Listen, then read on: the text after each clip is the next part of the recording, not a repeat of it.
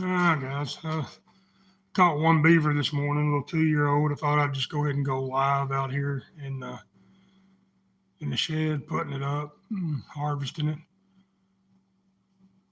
Wait a minute, see, let some of you guys get on.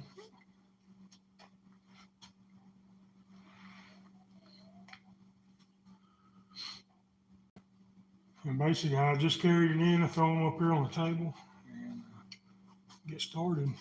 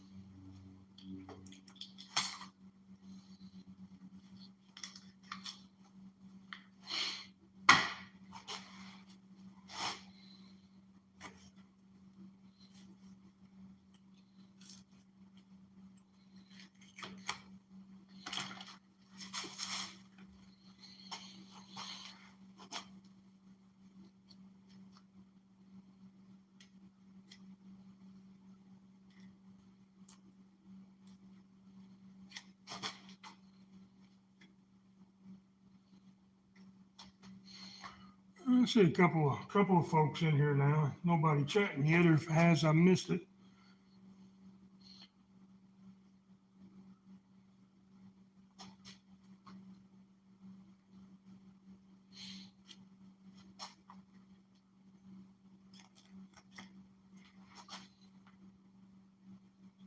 Nah, I just went into the body cavity, guys. Sometimes it happens. I'll show you a quick, easy way to keep that from becoming a mess. We're actually gonna harvest the meat on this thing anyway. But you can take a paper towel or a couple of paper towel, guys, if you happen to make a hole like that, and just shove those paper towels in that body cavity, and that's gonna help keep that from getting all over everything.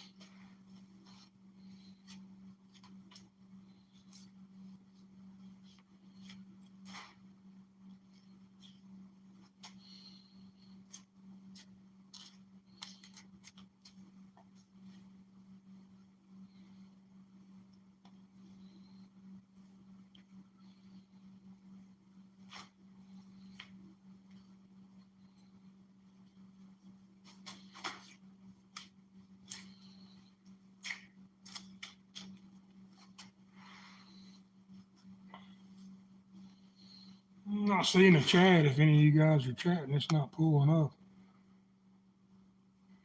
There we go. Hey, Michael. Ronnie Smith, there's a chat, guys. Sorry.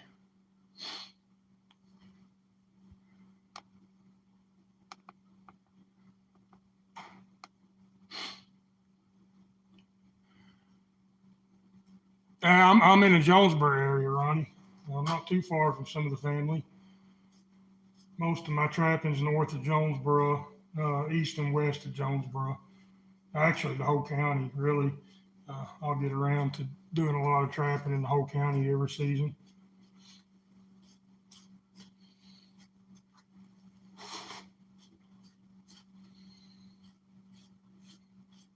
I caught this guy and pretty good sized boar raccoon this morning. A lot of my sets are underwater from all the rain that we had. The coon was rubbed pretty good, so he didn't make the trip home with me this morning. But this beaver did. I'll get him skinned. I hadn't been putting any beaver up since the first sale. I think I'm just going to sell. I've got quite a few in the freezer. I don't know exactly how many, but I think I'm just going to sell what I catch the remainder of the year, green to the buyer. It'll save me some time having to put them up. I got quite a few otters. I got several on the wall. Been catching some big male otters this last week, and go ahead and skin them out and get them put up on the board and dried. Got some bobcat sets out, but so far all I've been able to catch in them has been some possums. I don't know why the chat's not showing up, guys. If you guys are chatting, it may take me a minute to see it.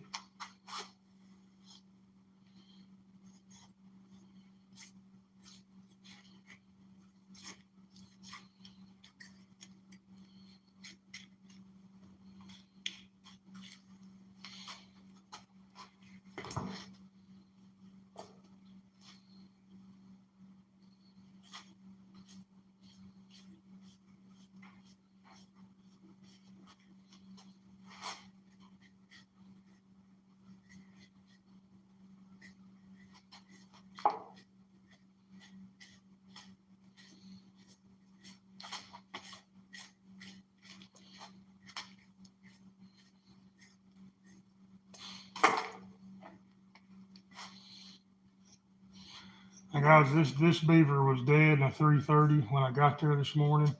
Our temperatures, we've had pretty warm temperatures the last few days, so I don't know how long he was dead. I won't harvest the meat on him. I'll throw him out back here and let the chickens clean him up. And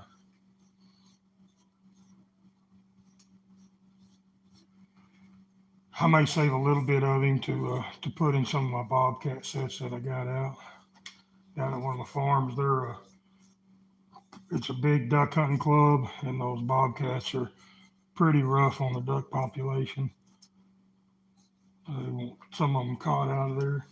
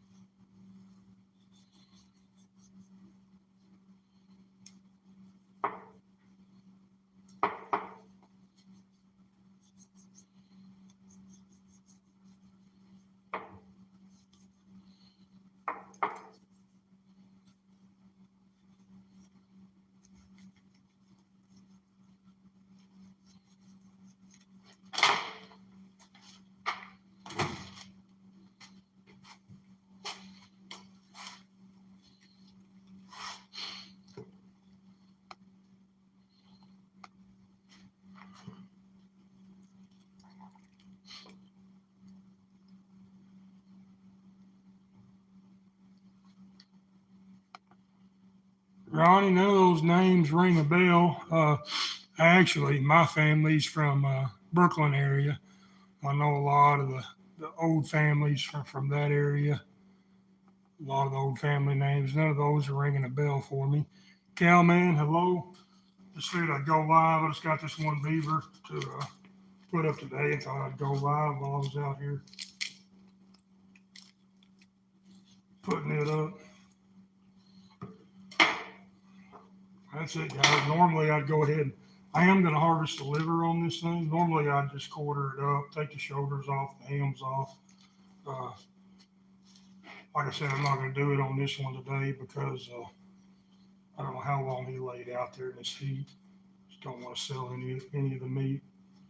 Not take a chance. I've got several in the freezer put up. If somebody calls wanting some, I'll be able to help them out. And I've still got several places set, so shouldn't be a problem getting everybody taken care of that wants some beaver meat to try. We'll go ahead and get these casters out. It's not going to be the biggest casters, but this 2-year-old will have a decent set on him.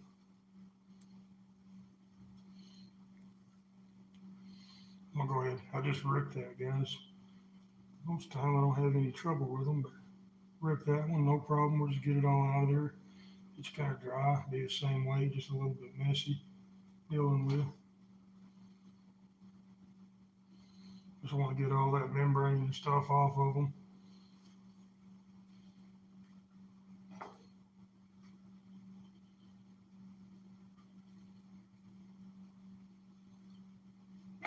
Well, there we go, guys. Even though I've ripped it there on that inside edge, it'll dry just fine. Just hang it up here in front of the fan.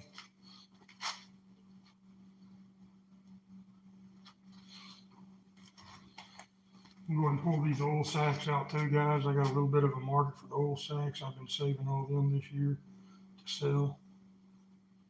Just do the same thing the way you do the castor. Just going to try to get all that red membrane meat off of there that we can.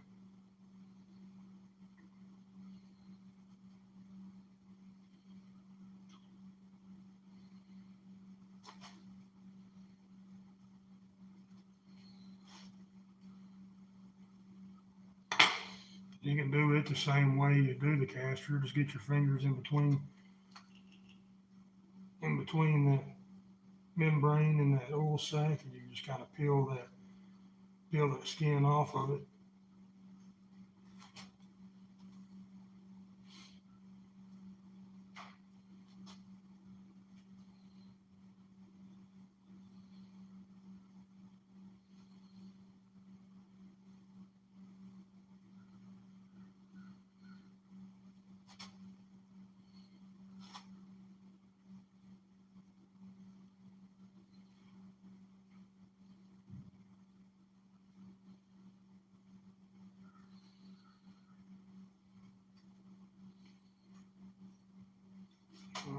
There we go, guys. There's that oil gland there.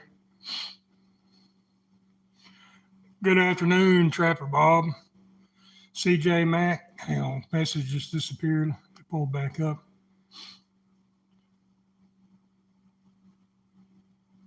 Hey, CJ, I appreciate it. Just taking you along with what I do every morning. It seems like every day is a different trip or different memory being made.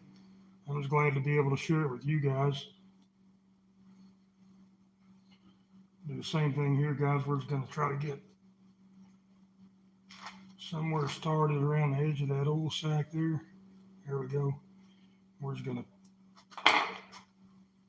get all that membrane and stuff off of it and pull it out of there as well.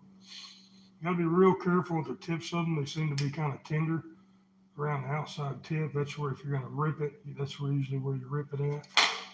And you guys, that oil, I don't like getting the castor or the oil on me, but if I had to pick one, I'd pick the castor. That oil seems to stick around, and for me, it stinks a lot worse than what the castor does.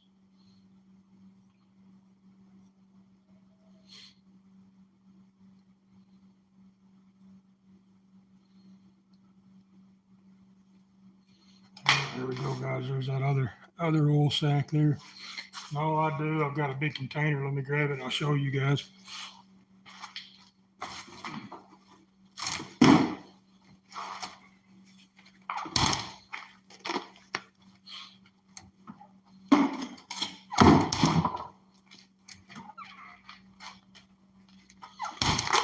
So guys, got this little plastic container here, and I'll just drop those oil sacks down that thing. And when I get these full, it's usually about 2 pounds of oil sacks. And that just stays in the freezer until I get it full. Once I get it full, I'll vacuum seal it, leave it in the freezer, and then I can sell it, 2 pounds at a time, castor sacks and these things.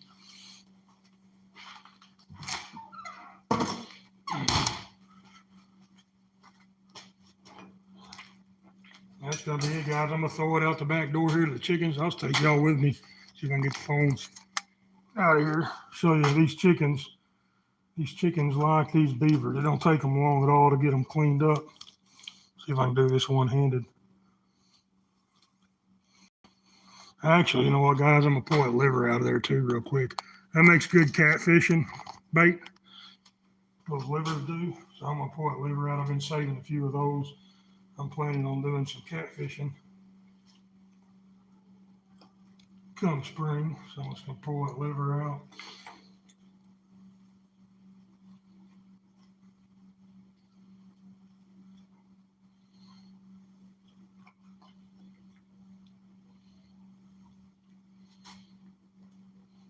I still want to go ahead and pull that vial sack off of it, guys. Just grab a hold of it, and you don't want to bust that vial, especially if you're going to eat it.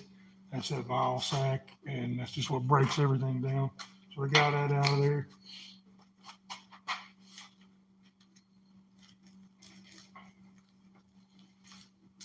Put it in one of my vacuum seal bags here, then I'll throw it in the vacuum sealer. Seal it up, write fish bait, beaver liver on it, and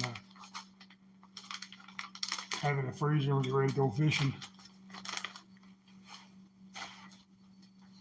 Now, see if I can get this beaver carcass out here and let you guys show how much the chicken's good protein for the chickens.